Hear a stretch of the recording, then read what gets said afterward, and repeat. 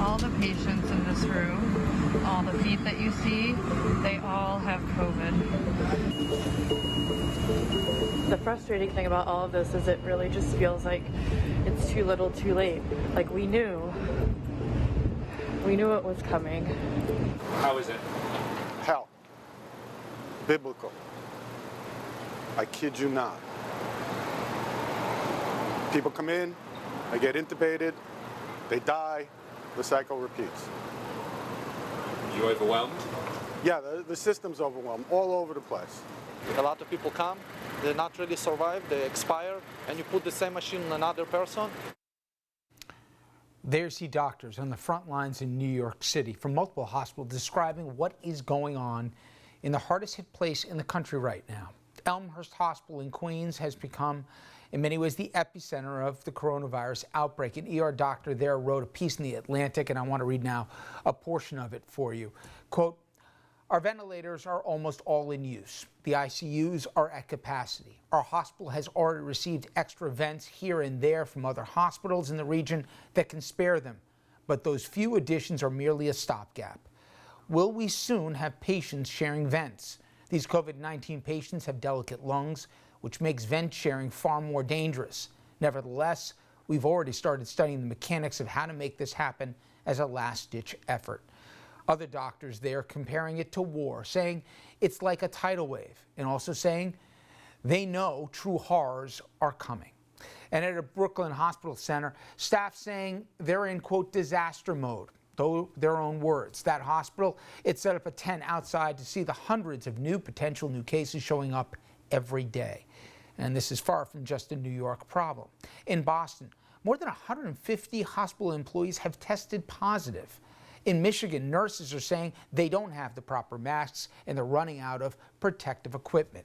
In New Orleans, ER workers saying their hospital is verging on, quote, systemic collapse. And the list, it goes on and on and on. I want to bring in our guest, Dr. Felipe Serrano. He's an emergency medical physician affiliated with Mount Sinai Hospital in New York. Doctor, thank you not only for the time, but thank you for what you and all those folks in the front lines are doing. And lest anyone think this is an Elmhurst problem or a problem isolated to a single hospital in Brooklyn, you guys are a close-knit community.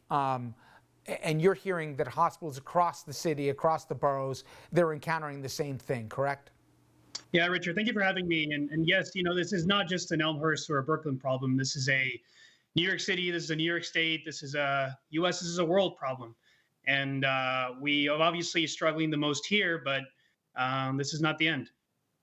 To that end, just talk about how surreal, doctor, where you see literally freezer trucks parked to care for the dead, that you're talking about the idea of sharing vents, and you've forgotten more than I'll ever know about it, but it's a very delicate procedure in that not everyone utilizes the same amount of oxygen, and the fact that people are not only contemplating it, but I was talking to a doctor in Italy recently, they had to do it. You're running into things that were thought of as inconceivable just a month ago, but that's the new reality.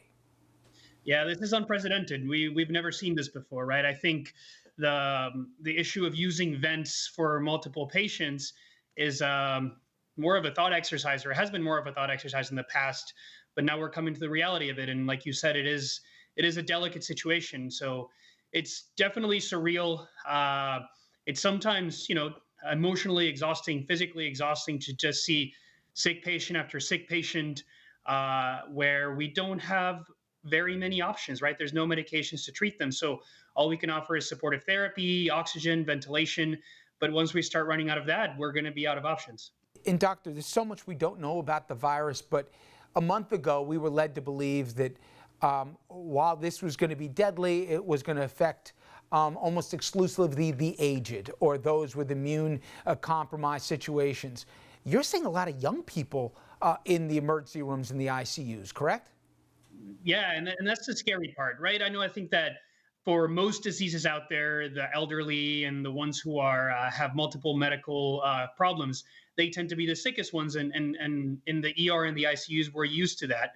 I think what's shocked me the most for this pandemic is the number of young people who are showing up very ill with minimal problems or no problems at all, and who remain ill in the ICUs for really prolonged periods of time.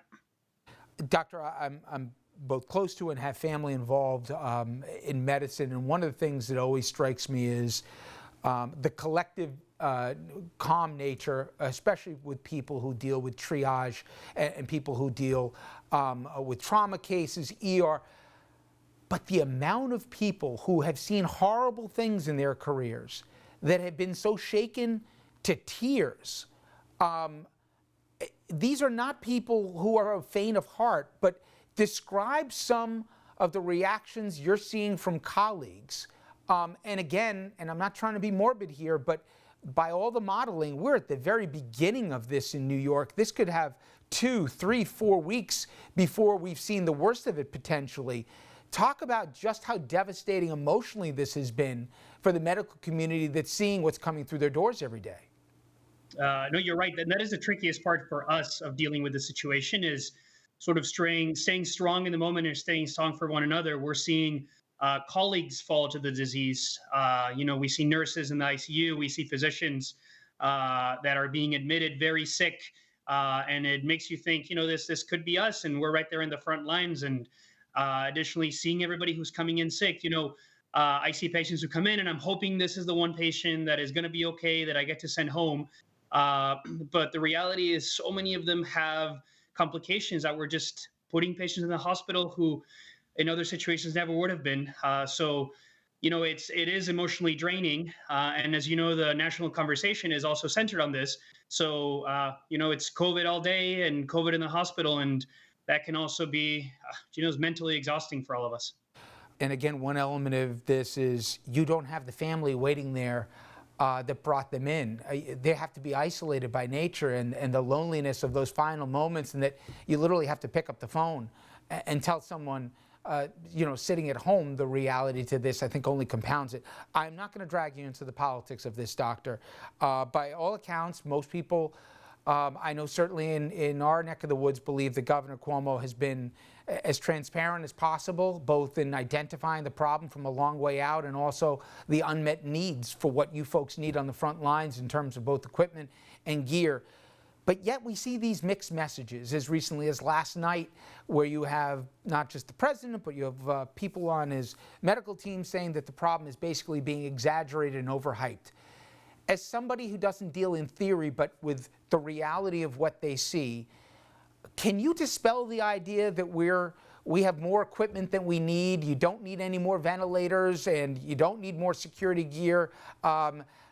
That is still a very real problem, and it will impact the care that you can give the patients that will continue to come through your doors. Yes. I think the mixed messages coming from our leaders is quite frustrating for those of us on the front lines. You hope that your officers, you hope that your generals have a united mind to tackle this problem. And things do seem to be getting worse. Obviously, nobody really knows where this pandemic is going or how bad it's going to get, but we do think it's getting worse. And in our field, we're always trained, to prepare for the worst. But if the best comes, you are ready.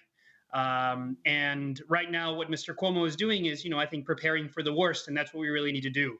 Hopefully, the worst doesn't happen, right? And hopefully, we don't need these things. But if we do, and we don't have them, we're really going to regret it. Last night, Dr. Burke said this conversation of, debates about DNRs without family approval was hyperbole and unwarranted. But I looked around. I know these conversations, Washington Post did a story on this day, they're happening in Michigan, they're happening in other places. It's not that they're putting it in place right now, but to prepare for what, and I know for a fact this happened in Italy, where decisions had to be made where there weren't enough vents for enough patients, and they had to give it to the people with the best chance to survive. Are those conversations taking place right now? So God forbid, if the moment happens where you are faced with these impossible situations, at least there's a policy. Yes, there is. And actually, the New York State Department of Health developed a policy like this. They had a task force in 2017 in the case that there would be a really bad influenza pandemic, actually, at that time. But obviously, we weren't prepared for a coronavirus pandemic. And they developed plans on how to ration ventilators and how to ration beds and things like that. And, at that point, it was an interesting thought process. Thankfully, it was done before a pandemic actually happened, because now we are looking at those policies, seeing what we need to implement. And thankfully, we haven't gotten to that point yet. But this is definitely a conversation that we're having in healthcare, and policies that are being distributed to people to start reviewing and honestly get ready emotionally to be able to do those decisions.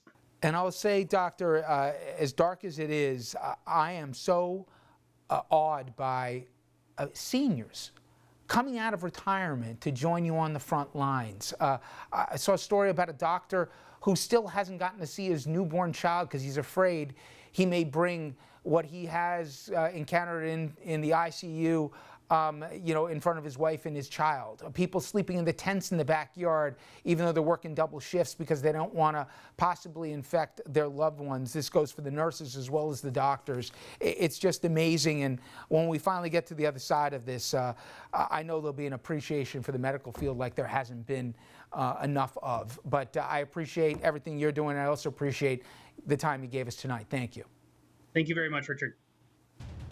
All right, when we come back, the House, they've just passed that massive $2 trillion stimulus package. A top economist, he'll join us after the break to discuss whether or not it's enough.